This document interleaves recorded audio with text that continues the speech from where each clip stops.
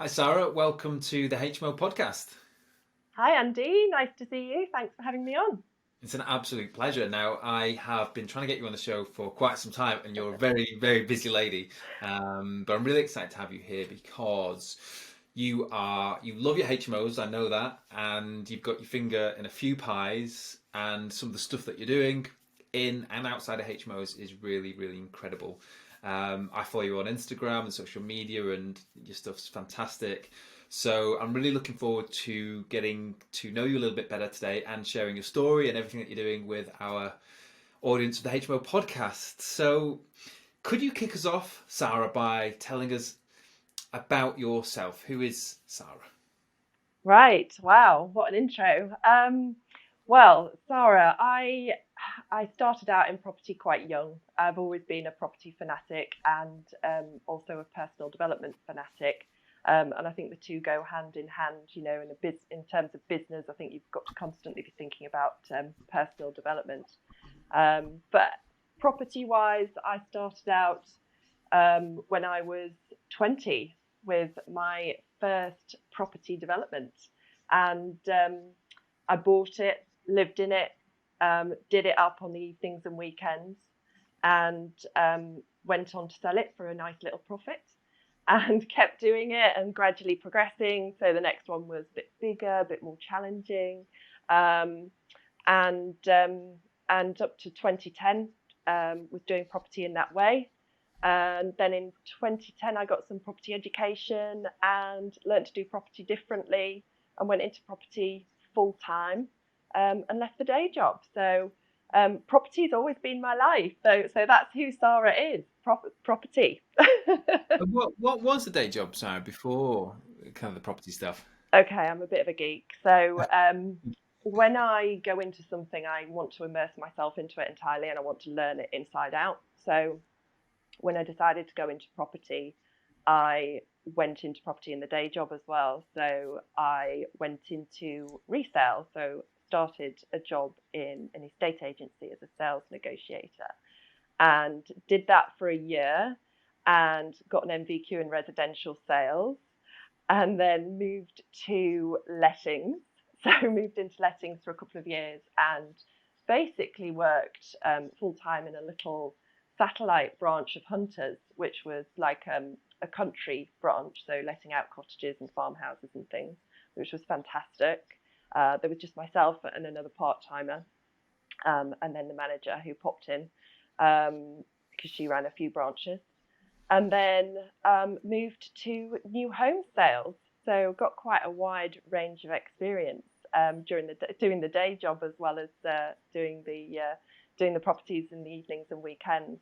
Um, yeah, and I did that right up until 2010. Oh, it certainly sounds like you've got a good broad experience behind you, and no doubt a lot of that stuff has helped you because I've seen some of the projects you're doing and have done. Some of the flips that you do are really, of an incredible standard. So I would imagine having some of that insider info about what buyers are looking for and how to market properties like that has been really, really helpful.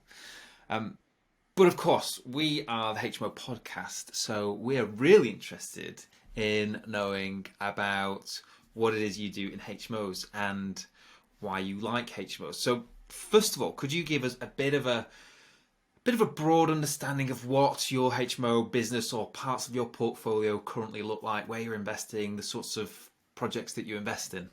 Yeah, absolutely. HMOs. So the next part of the story was HMOs. So 2010 got straight into HMOs. So the property education sort of gave us ideas of all the different strategies. And for me, HMO just stood out on day one. I'd lived in HMOs in London. They didn't scare me. They scared a lot of people. So got cracking straight away. It was like, nah, forget buy to lets. There's not enough cash flow in those.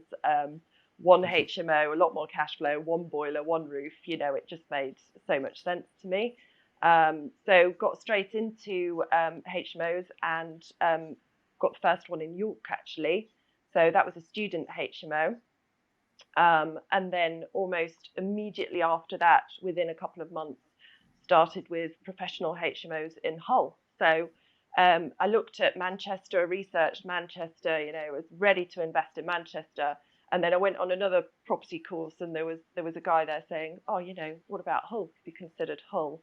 And so I came back to York and kind of looked at the two cities, Manchester and Hull, and the part of Manchester and Hull were quite similar in terms of numbers, cash flow, potential capital growth, and things like that. And the deciding factor was simply the fact that Manchester was 2 hours and Hull was an hour and a half. So I have a student and professional HMOs. So yeah, that's it. I haven't diversified into social housing or anything as yet, but I don't know that I ever would, because as you've seen from my Instagram, I do quite a high spec, and I love that. That's my passion. I love producing, something that I walk out of and I'm proud of. Yeah, I would say actually some of your stuff that I've seen is of the highest spec, which on Instagram these days that's really saying something. And interesting, we were talking before we kind of hit record, didn't we, about some of our mutual contacts in York and things like that. And I happen to have some good property contacts and friends in York, and certainly some people in the student HMO market in York. And I know, and I can say with confidence, that it is undoubtedly one of the best markets for student accommodation and therefore HMOs in the UK. Now, I'm not suggesting everyone goes and tries to invest in York, because unfortunately, Yes. a lot of people know about that, and it's not a cheap market, is it, Sarah? It It's an isn't. It expensive isn't. market. You've got to lock up a lot of money You do. in these properties. But the thing that's great about York, and I would look for in any student marketplace, is the students pay their own utility bills, and the tenancies are 51 weeks of the year. Mhm. So in Hull, the landlord pays the utilities, and quite often the tenancies are for like 48 weeks a year.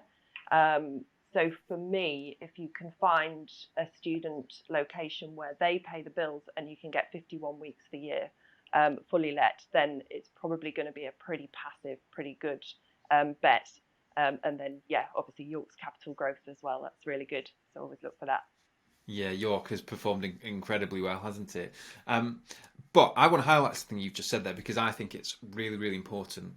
I'm often talking about the importance of really understanding acutely the pros and cons and the way that a local market behaves. Mm. And particularly for people just getting started, or maybe have just got one or two but don't still really know the market inside out, particularly the HMO market. It's easy to get it wrong, and it's the little things like understanding whether tenants, particularly in the student market, want all inclusive or they don't, or whether the typical academic year for a landlord is 48 weeks or 51 weeks, or in some cities it's 52 weeks. It's what time that market kicks off, and do you start in July or September, and that's different from city to city as well. So I think it's really great that you've highlighted that as well, and clearly you understand the York market incredibly well, but I think it's so important that other people really understand and recognise that it's super important to understand with that sort of detail what's happening in your local market. Yeah, absolutely. I think that comes with time as well, and experience. So, the more that you can listen to the right people and pick up the advice and the knowledge from them, the better. But you do gain that over time. You see it, you see the markets change. And investing in two different areas and two different strategies, you see the benefits of each. I've got a question I'm dying to ask you. Now, I've got professional lets and student lets in the portfolio as well, but all of our listeners will know that I'm a bit biased towards my student lets. I do prefer my student lets, which surprises a lot of people. But do you have a preference at all? And if you do, I'd love to know why. Okay, yeah, I'm going to give this away. Okay, so yeah, been doing it obviously for 11 years now, and um, I would say, although I have specialised in professionals, I had an HMO letting agency specialising in professional house shares. Um, I would say students. Yeah, I've got to agree, and it's just time consuming with professionals. It's so much more time consuming. You can systemize students better and make it, as I said, that word. I mean, you can never make it fully passive, but you can make it more passive. So yes, I would say students. With professionals, you've constantly got turnover, constantly got people going in and out. There's so many different factors. But yes, I usually keep that one to myself. But yes, for me going forward, there's going to be a lot more student properties going into the portfolio. Yeah, I'm slowly trying to convert all of our listeners to student HMO landlords and investors instead of HMO and professional ones. So another point on the board there, I think. But I agree. I think the model is just a bit more scalable.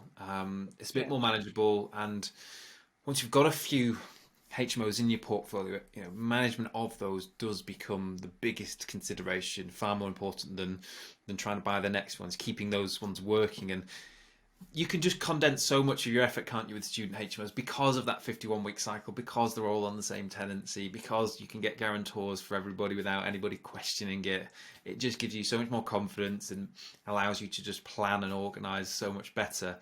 Professional lets, I often say that we're probably 75% student lets, but actually 75% of the work we do is probably focused on our professional lets, and that's the imbalance, and just that continual churn of rooms, the fact that they're not on the same tenancies, lots more check-ins, check-outs, just lots more admin to do as well. So I'm glad you said students. And there seems to be more maintenance with professionals.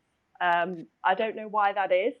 Perhaps it's because, with the constant turnover, you've got to have the property constantly looking its best. So it's always in a viewable state. And perhaps professionals are a bit more demanding. If something starts to, not work perfectly, students might be just like, oh, well, and not bring it up. But I would say, with my professional HMOs, I've got those as passive as I think I can through outsourcing. But my VA has to spend a lot of time, in addition to my property letting agent and managing agent. My VA also spends a lot of time dealing with that portfolio and then reporting to me she reports to me on a Tuesday, which I don't need with the student lets. So there's none of that in between. Yeah, I think it's really interesting because I think that will have surprised a lot of people to hear that professional lets actually maybe produce more maintenance requirements than the student lets. And I have a couple of theories on this. One of them I share with you, in that I think the expectations of professionals are just that little bit higher than students. Not always the case. We've got student tenants with rather high expectations as well, sometimes too high, and we try and manage them as best as we can. But I think that is certainly one of the reasons. But I think one of the other reasons is that in a house where you're all on the tenancy together, you're just one group. You're all kind of responsible for any damage, reporting any repairs and things like that. And I think there's almost a kind of because that shared responsibility is there. I think sometimes in the student lets, there's more of an incentive to make sure that you don't do anything or damage anything or leave anything that could become a problem that could ultimately cost you or your fellow housemates more money. With the professionals, because that same incentive isn't there, they're just they've got their own tenancy and their own deposit. I think it's a little bit easier to just leave it for somebody else to deal with. Yeah. The landlord will see it when he comes, or one of the other housemates will report it because I'm not so bothered about it.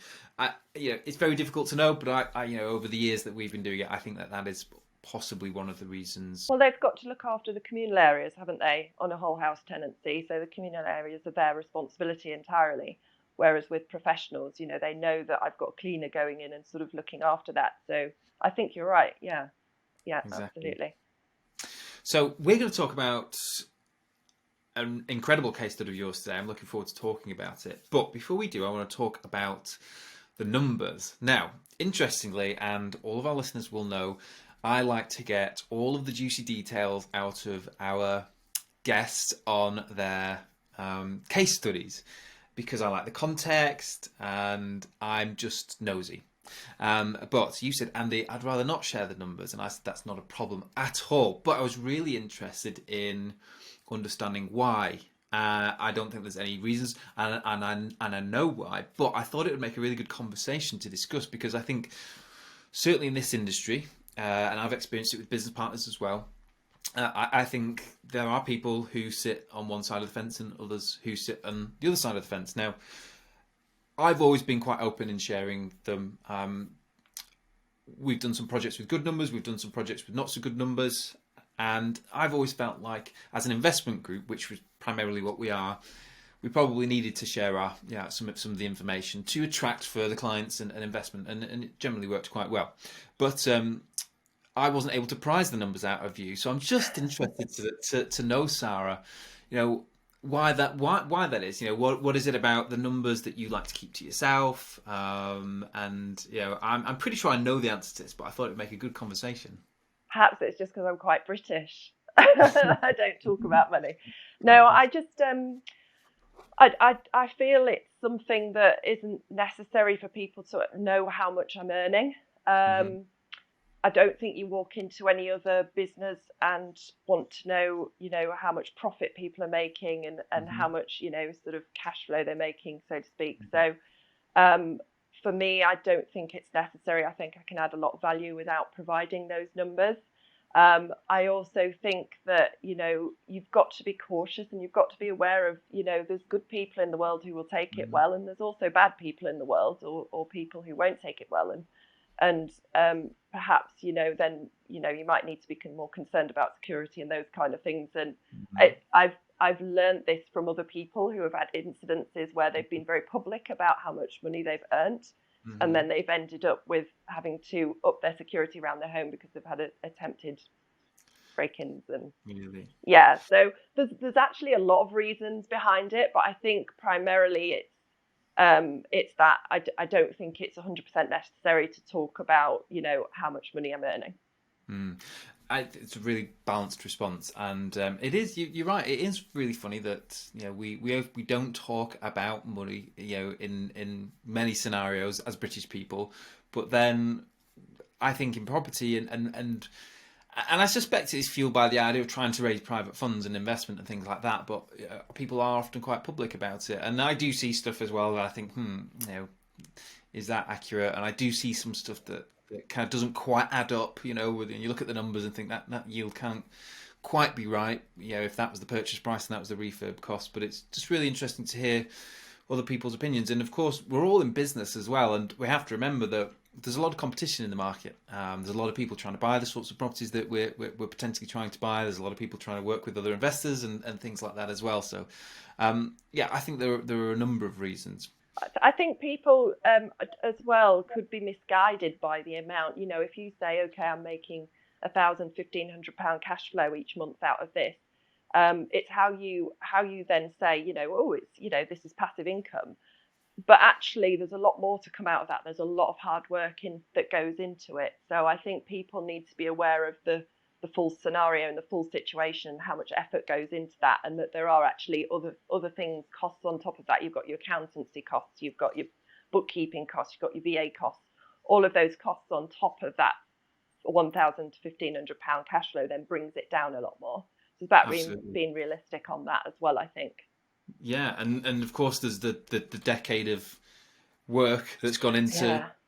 getting into a position to be able to buy that in the first place, and perhaps developing the contacts and the network and the skills to understand how to create those sorts of products. And it isn't true that you can just replicate the idea. Somebody could take the same property and extract the same amount from it at all. But I think it makes a really interesting conversation. Regardless, I'm confident the numbers would have been very good on your project because it is. I mean, it's beautiful. It's fantastic. So, let's talk about this. This is a HMO that you purchased. So, can you tell us a little bit more about the property? What sort of a building did you purchase? York's got a very stringent Article 4 direction. So, give us some of that juicy detail. Well, this particular one is in Hull. So the one that you're talking about, which is the most recent professional HMO that I've added to the portfolio. Okay. It's a semi-detached house. I knew the property. I'd sourced, there's a lot of backstory, see, that people don't get. So I'd sourced this property back in like 2011 for another contact in York. And then I'd gone on to manage the property when I had the letting agency. And so I did know the property very well. And so it comes as no surprise that when the landlord wanted to sell it, that he came to me. And so, it made sense. I looked for a buyer for him, actually, looked at sourcing it for him, but then lockdown hit. And I said, look, if you want to sell it, I'll buy it from you. You know, I've got no fears with COVID. You know, there's still a market there. So I progressed with the purchase, and I did a delayed completion, actually started the works between exchange and completion. So quite a nice little purchase, and setup and structure on that one. And it was basically, so it was an existing HMO. It was in an Article 4 area. I got the certificate of lawfulness. I said to the seller, look, I'll get it. You know, I'll do it. I'll pay for it. That's absolutely fine. It was a nice HMO. He'd done a full refurb on it in 2011, but he'd done it to the requirements of HMOs in 2011, which was Magnolia. You know, it was like skimmed walls, Magnolia, half decent furniture, this, that, and the other. And that sold then. You know, it was fine because it was a hell of a lot better than what was on the market. So the good thing for me was I was starting with quite a good property. You know, the structure was there. It was a 5-bed. Overall square footage wise, it was big. The rooms were big. And so I just knew that I could get the 5 en suites in it as well. And so I thought, right, I'm going to challenge ceiling prices again, which has always been my policy. I've always kind of gone in and gone for the upper end of the market, and I like to challenge ceiling prices. I don't know why. Get a buzz out of it, maybe. So yeah, I did five en suites to it, fully refurbed it, and did an amazing external landscaping job as well. How crucial is that point around pushing the value, Sara? Are your deals and the way that you stack your deals kind of is that what figure that you can recycle out the back end contingent on the deal working in the first place, or do you just see that as a bonus on top of the cash flow that you are pretty confident you'll get because of your experience in the market? That's a bonus for me now. So return on investment, when I was buying back in 2010, I was, you know, pulling virtually all my money back out, you know, and I was sourcing deals of 80-90% return on investment. Now you're like, why did I source those? But now, you know, you've got to be happy. I think because there's so many people in the market, there's international investors in the market, you've got to be happy with sort of more like 30% return on investment. You know, for me, the ceiling price, I saw a gap in the market again. So in 2010, I went into Hull, and, you know, there were these sort of HMOs that were in substandard condition, you know, charging £65 per week. That was the going rate. And, you know, I was asking letting agents, they were saying, oh, you get £65 per week. Well, I saw a gap and I thought, no, you just need, you know, there's some good employers here. So there's good potential tenants. You just need to improve the standard. And straight away, you know, £85 for a standard room overnight, I was letting these rooms, you know, straight away. So I just saw the opportunity to do the same thing again. So obviously the market's changed. It's quite, you know, there is a massive oversupply in Hull of average spec HMOs. So that was one of the reasons for pushing it again. But, you know, in doing that, I had to put a lot more money into this one and invest a lot more to get to that level. I like to do that because I get quality tenants as well. So there's a lot of reasons behind it. But with my flips, I challenge ceiling prices as well. It's just that is something that I just seem to like doing. And are you flipping properties in Hull as well, or do you stick closer to home in York to flip? Yeah, definitely. I mean, traditionally, I've always flipped in York, and the reason being is that there's such a good demand on the back end. With flips, you know, that bit that you can't control is the sale time. So with York, there's such a huge demand that I knew that I could get that sale there relatively quickly, using, you know, techniques that I picked up along the way. Whereas, you know, Hull, I've always sort of looked at investing, or at least having the second exit of being able to rent it if it doesn't sell quickly. So yes, both cities work, but you've just got to look at them very differently. Just going back to your case study very quickly then, Sara. What about the design spec? You know, they really do look like they could be, you know, the HMO looks like it could just be, you know, plucked from a new homes brochure as well. So Yeah. Is this you as well? Is this, another string to your bow, or do you have a team that you use and just guide and direct? I love the interior design. I've always enjoyed it, and I've always done different, like styles every time because I get bored easily. So all the flips and the HMOs, it's just been like, right, what styles should we go with this time? And I've played around with it. It's never been a serious thing. I've never done any courses on it. Um, and it's only sort of more recently that I've gone, right, okay, it's time to introduce my flip spec to my HMOs. So I've definitely, gone up a notch with the HMO finish. Um, I got in touch with Jade at B Space a couple of years ago because all part of my growth strategy is, unfortunately, I can't do everything. I'm a one-man band. I need to outsource. And so as much as I've hated the idea of having a cookie cutter, I Mm. knew that it was the only way. I had to like put my business hat on and go, okay, Sara, if you want to achieve what you want to achieve in your lifetime, you need to start outsourcing more. So yeah, I had a conversation with Jade, and so this most recent property, I've got a new model that's working where I've got Jade involved, and I've got my VAs involved, and we now have a system where Jade will help with the interiors, and the VAs will help with sourcing the items, which will be replicated. So, same suppliers, same items, and just rinse and repeat. I've just got to get over it and deal with it, and try not to go, okay, can we change it now? I've just got to, yeah.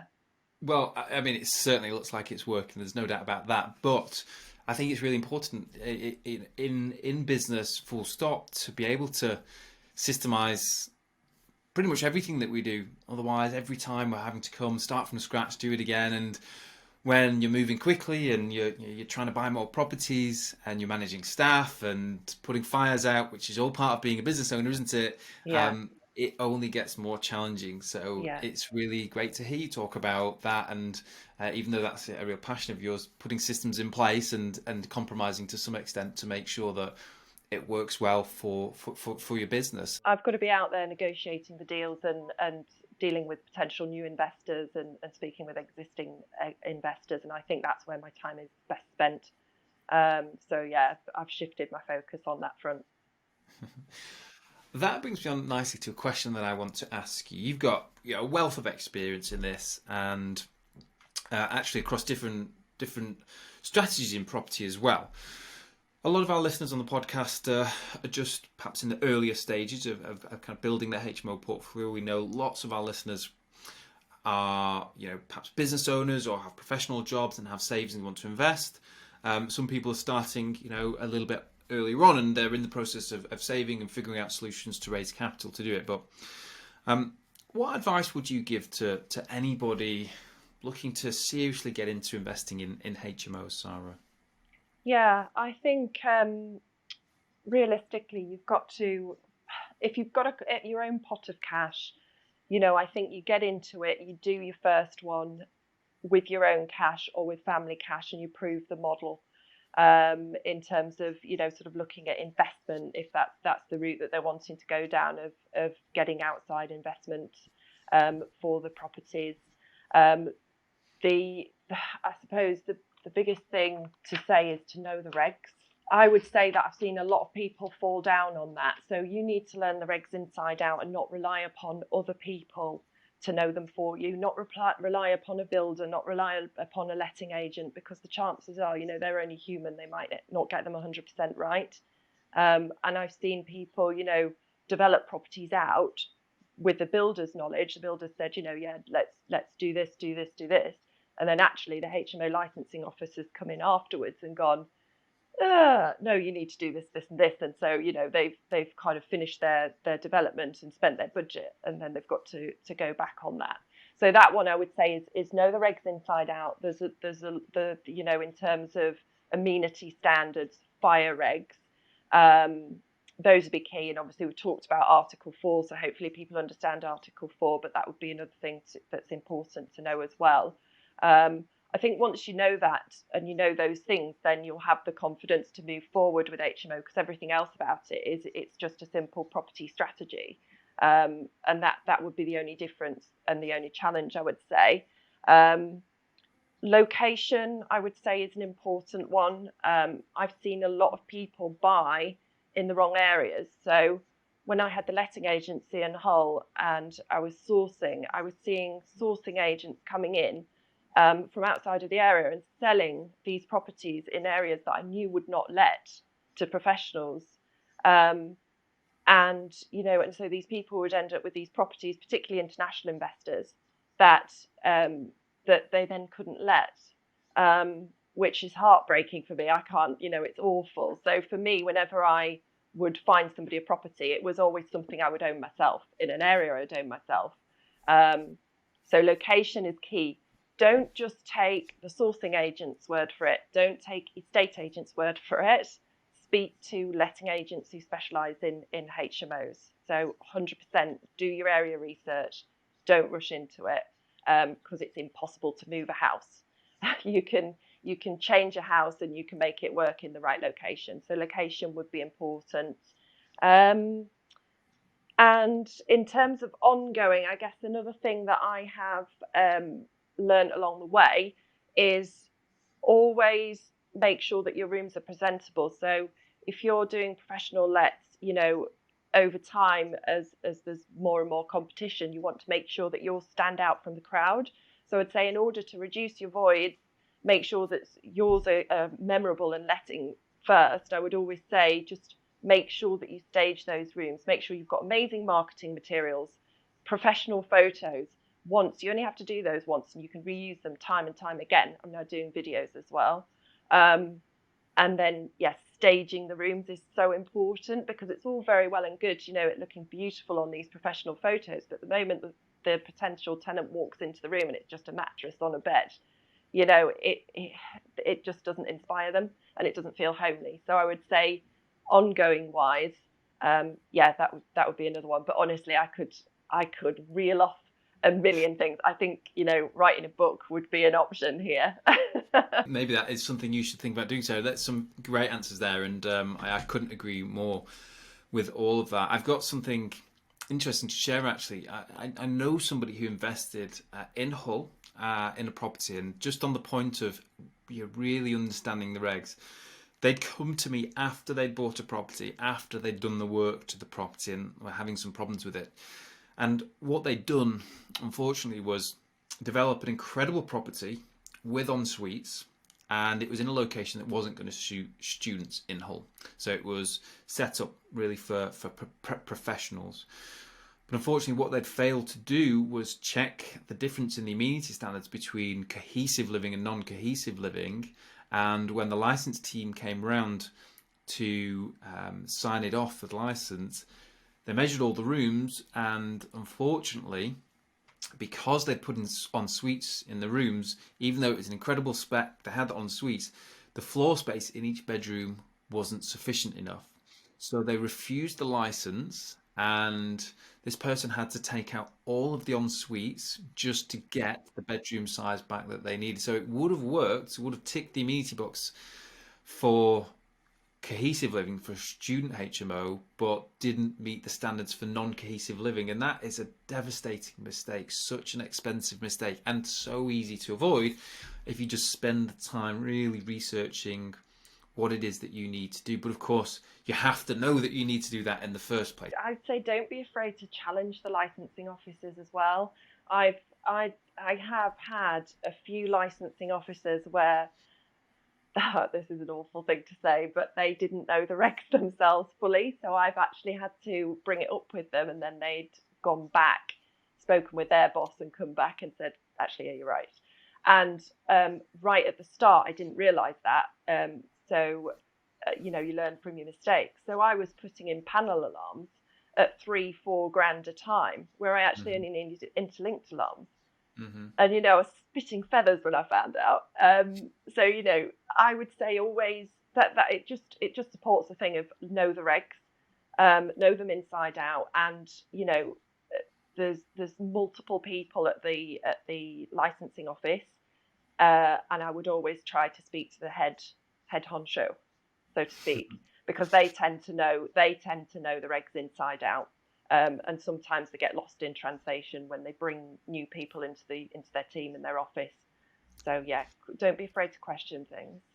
I've had it before, and in one area where I have a portfolio, it came under. In fact, it was actually when the mandatory licensing changed, so it went from sort of 5 beds on 3 floors, 5 beds on 2 floors, and so this council that didn't really have any experience with HMOs had to get their act together and come out and license lots of properties all of a sudden, and the staff that they sent out, they would send out with the LaCour's book kind of under their arm, and as soon as I saw it, I thought, I can see what's going to happen here. They're going to start picking at everything from a fire safety point of view, and again, I had to do exactly the same and actually help them understand what the gold standards are and actually what's perfectly sufficient, and things like that, because it can be incredibly expensive if you aren't aware of this. And I think aside from that, panelled fire alarm systems are the bane of every HMO. Absolutely. But if you can avoid putting them in, I would 100%. Oh,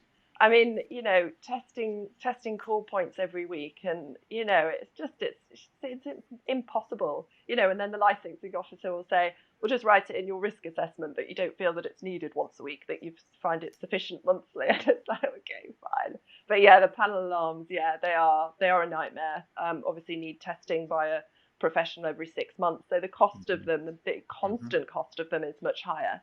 Absolutely. And that comes off your figures.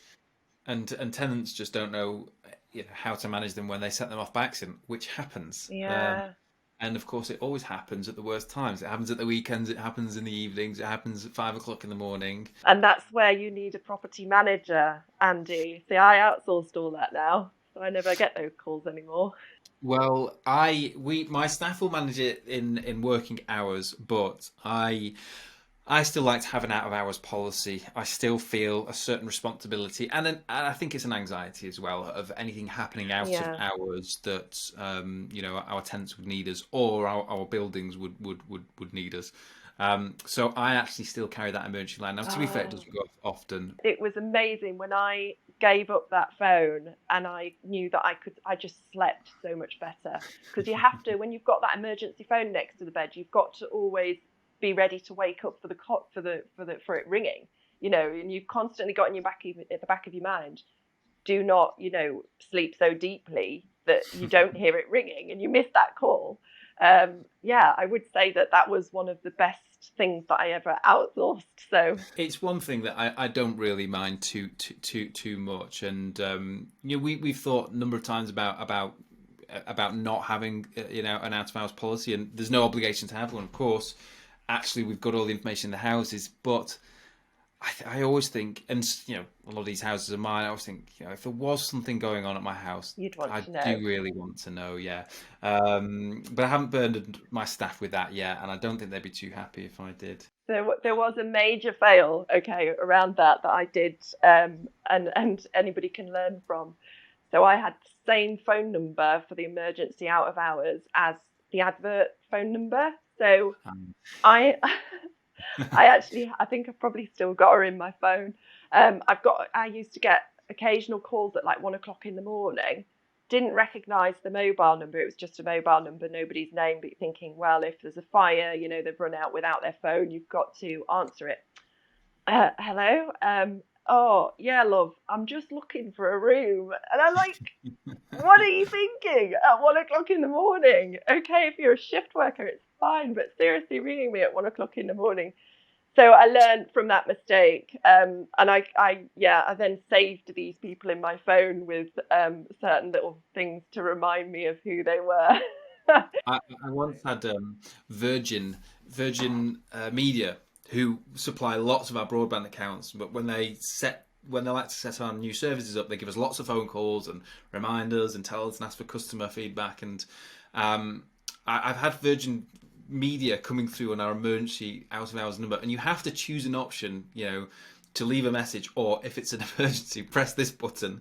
And the Virgin Media, and I think the office is overseas, but they've sometimes come through, suggesting that this might be an emergency, and I'm thinking, gosh, this isn't an emergency, you're gonna have to call back.